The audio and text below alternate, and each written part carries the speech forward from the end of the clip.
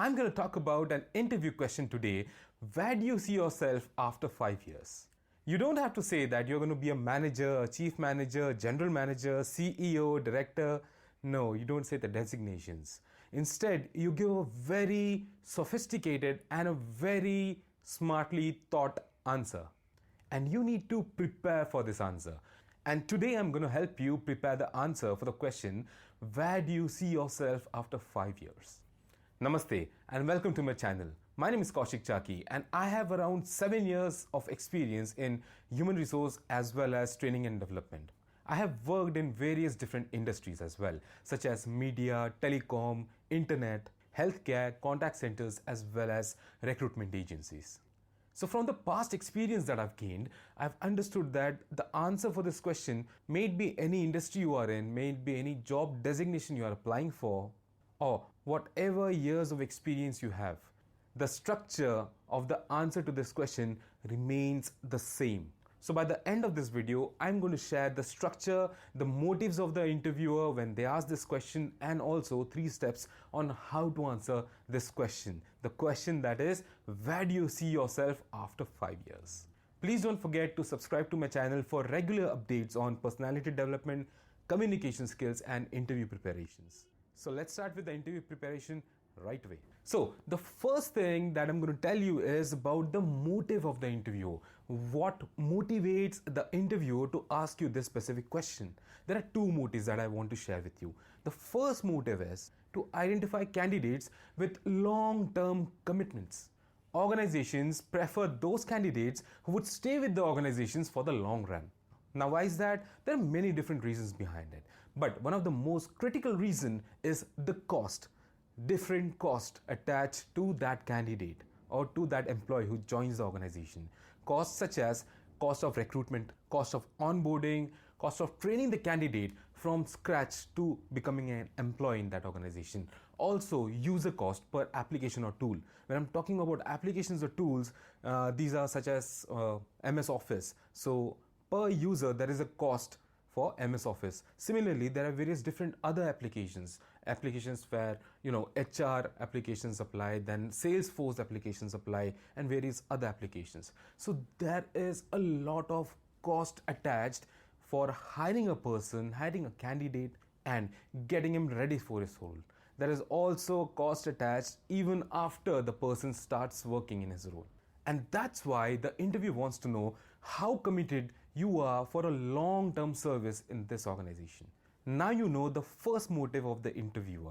So while you are answering to this question, if you give any hint or any clue that you are looking only for a short-term project with this organization because either you need to go study abroad or you're going to pursue for a dream job or a dream company which is not this one, or else you're going to start up your own business, then these things would make the interviewer reject your application, or the interviewer might not consider you for the next interview process. So if you're planning for a dream job, if you're planning for a short-term project, or if you're planning to set up your own business, do not say this thing to the interviewer, at least in this answer.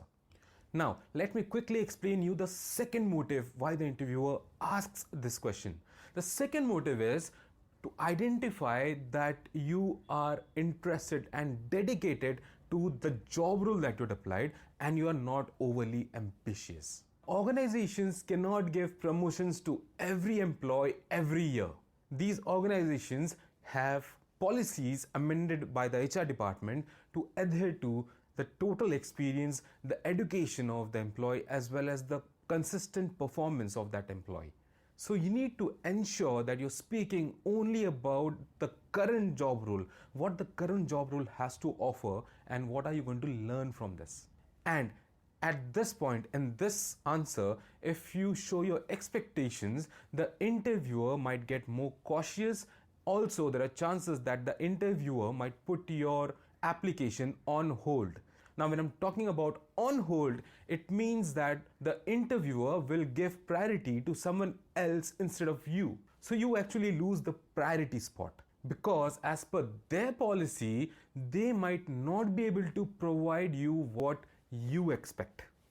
So now that you know the 2 important motives of why people ask this question, now I'll be taking you to the next segment of this video, that is the 3 steps on how to answer this question. So, step 1 is talk about the first 2 to 3 years where you mention about yourself in your current job role, where you confidently show how efficient you will be in your work, in your current job title to be specific, and also show you're confident about mastering that job title. So for example, in the first 2 to 3 years, I see myself getting efficient in my task and also mastering my role as the role that you had applied for at the company that you're applying for. Now, the step number 2 is include your self-learning and departmental goals in that same first 2 to 3 years. So for example, I plan to understand the areas where there is room for improvement, and then I want to work on those specific areas to improve myself. Also, I want to seek opportunities to make my department or team more efficient. So till now, from the step 1 and step 2, what you are showing to the interviewer is that you see yourself confident enough to master the role with the job title that you're applying for. Also, you're cautious enough to understand your own need for improvement areas, and you are proactive enough to work on those areas.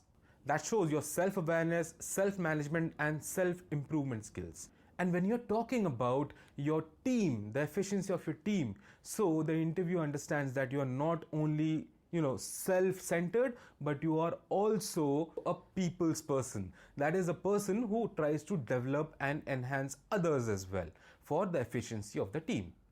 Now, step number 3, that is the most trickiest part. Now, why I call this tricky is because you need to show your ambitions, but you have to ensure that you do not show an extra bit of it, or else the recruiter or the interviewer might think about you as an overly ambitious person, right? So let me tell you, how do you smartly answer this question? So here you talk about your ambition in a very sophisticated manner. Don't mention the higher designations. Instead, mention the things or the roles involved in the higher designation. So for example, if you are looking for becoming a people manager in the next 5 years, then you talk about people management, people development, team handling skills, how efficient you would be for team bonding activities. If you're looking for a higher designation in which the role involves communication with other departments and helping them out, then you can mention about that as well. So for example, for the next 2 to 3 years, I see myself as a very important member of my team and support and develop my team members with the experience and the knowledge that I've gained so far. And from the same expertise and the knowledge I've gained, I would also want to find opportunities to help other departments as well. So what you're doing is you are talking about the next level, but instead of talking about the designation, you're talking about the work that you want to do or the role that you want to play in this organization. So the reason why these 3 steps would work is because you're keeping your answer very general. You're not targeting a specific job title you want to achieve, which may make you look like an overly ambitious person.